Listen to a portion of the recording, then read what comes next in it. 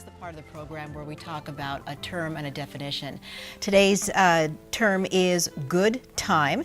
It's not to be confused with having a good time. Good time is a reduction in sentence time in prison as a reward for good behavior.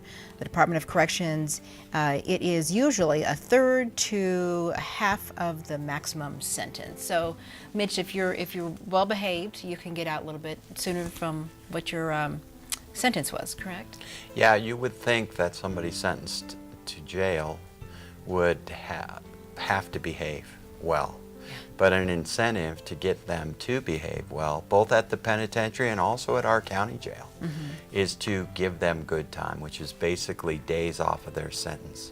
It's usually about half the sentence, so when somebody sees in the newspaper that somebody got a 2-year sentence, if they behave appropriately, they get a day for a day, and they end up then having to serve only an actual year.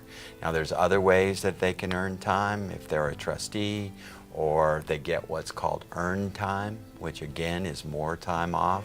I think that sometimes victims are very surprised when somebody gets a 10-year sentence and 4 years after the fact they're back next door. And that's part of the fact that we don't have truth in sentencing here in Colorado.